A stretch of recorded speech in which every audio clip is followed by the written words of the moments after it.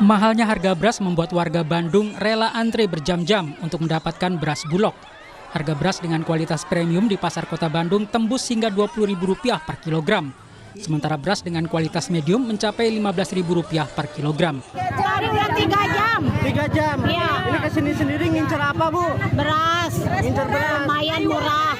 Berapa harganya, Bu? 53, 5 kilo. Di warung 17. Emang harga di pasar berapa, Bu? 18.000 sekilo. Oh, berarti ini termasuk murah Ya. aja, Bu. Nah, Bu, ini ngantri gini gimana nih, Bu? Ya, serba salah. Kesel, Bu.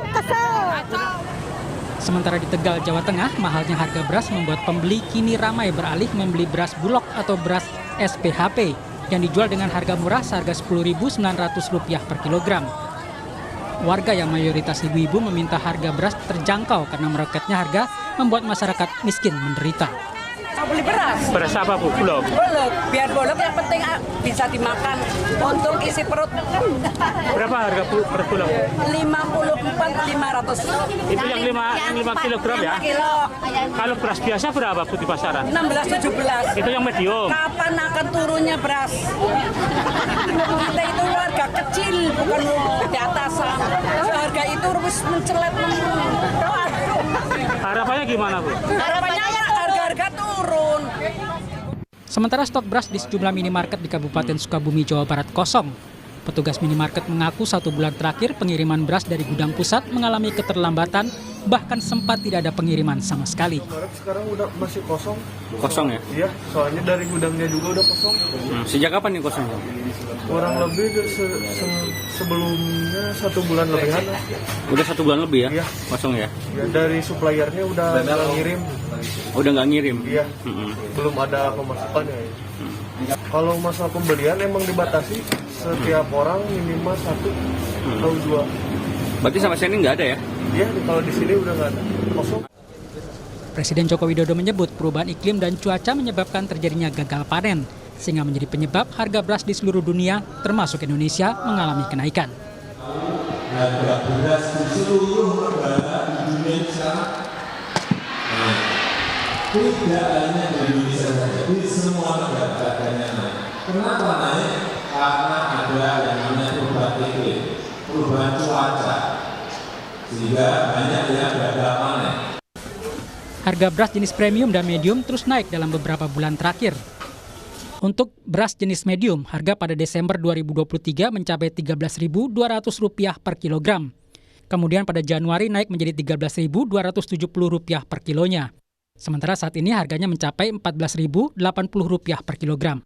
Harga beras premium juga naik. Pada Desember harganya mencapai Rp14.990 per kilogram.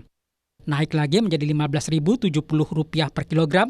Dan bulan ini harganya Rp16.090 per kilogram. Pemerintah harus bergerak cepat untuk menstabilkan harga beras agar tidak menimbulkan keresahan di masyarakat. Tim Liputan Kompas TV. Saudara, harga beras terus meroket. Langkah pemerintah menggelontorkan beras ke retail, pasar swalayan dan pasar tradisional belum mampu menahan kenaikan beras. Bagaimana kondisi di pasar saat ini? Kita akan bahas bersama Sekjen Ikatan Pedagang Pasar Indonesia, Reynaldi Sarijowan. Pak Reynaldi, selamat malam. Assalamualaikum, selamat malam Mbak Leviana. Waalaikumsalam. Pak Reynaldi, stok beras di pedagang masih aman?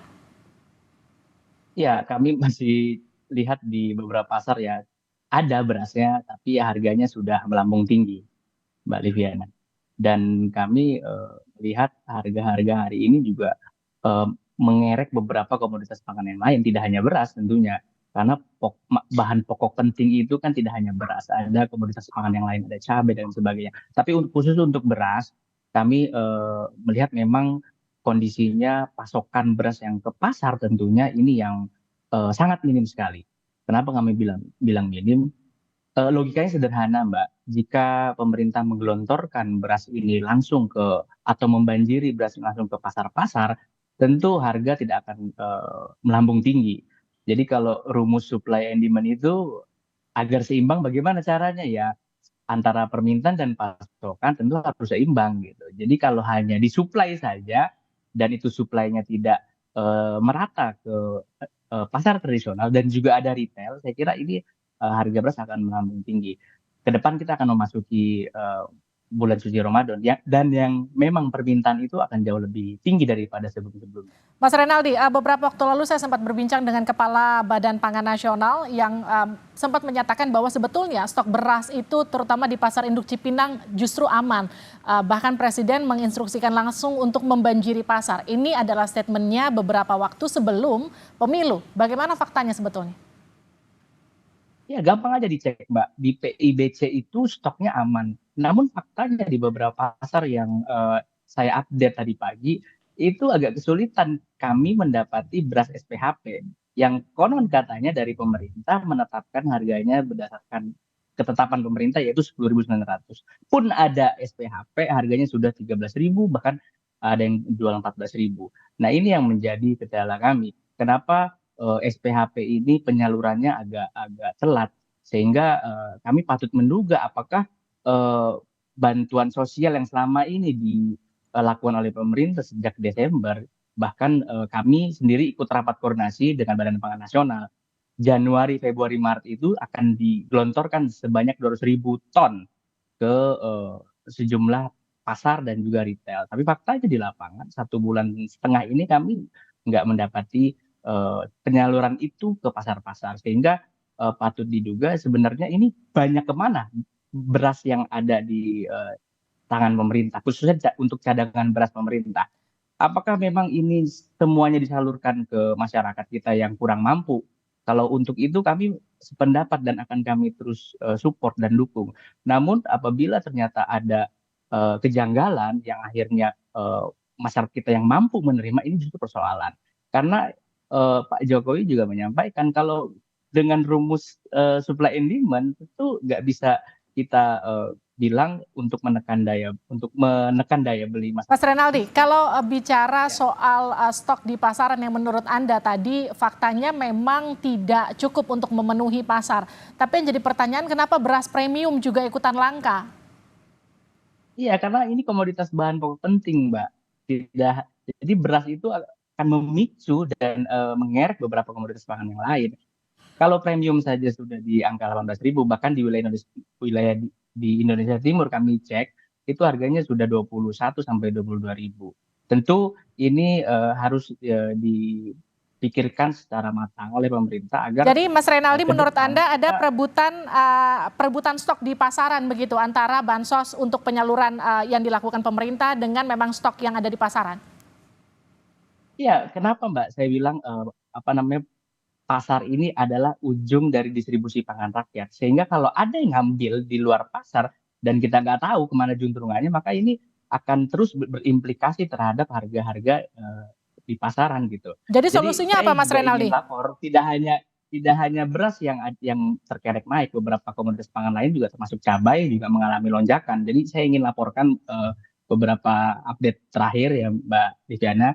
Untuk cabai-cabean kita juga sudah tembus di angka 80.000, di atas 50.000 ini sudah kami anggap stabil ya sebenarnya, tapi stabilnya tinggi Mbak Liviana. Oke, memang jadi solusinya Mas Renaldi? Harga cabainya. Dan kami akan terus menyampaikan kepada pemerintah untuk memperbaiki tata niaga pangan kita ke depan. Jadi ketika tata niaga pangan ini dirubah dan ada perubahan, tentu ada pengelolaan yang baik, ada grandisan yang baik, maka kita tidak akan bertemu untuk membahas ini setiap tahun, apalagi memasuki hari-hari besar dan sebagainya. Maka tata niaga pangan ini jadi penting. Dari hulu ke hilir penyelesaian ini harus kita urai satu persatu. Tidak hanya di hulu saja untuk produktivitasnya, kemudian di hilir juga harus ada kesepakatan yang bisa dicapai. Maka setiap proses kebijakan yang diberikan oleh pemerintah tentu harus melibatkan kami di sisi hilirnya, yaitu pedagang pasar. Baik. Agar kami bisa memberikan input dan masukan ke depan harga-harga kebutuhan pokok bisa terjangkau oleh masyarakat. Terima kasih Mas Renaldi. Intinya adalah memperbaiki tata niaga pangan supaya kemudian ke depannya hal ini tidak terjadi. Karena memang salah satu faktornya yang tadi patut diduga adalah perebutan stok di pasaran antara bansos yang ingin disalurkan pemerintah dan juga memang stok yang memang harus disalurkan ke masyarakat begitu. Terima kasih sudah bergabung di Sapa Indonesia Malam.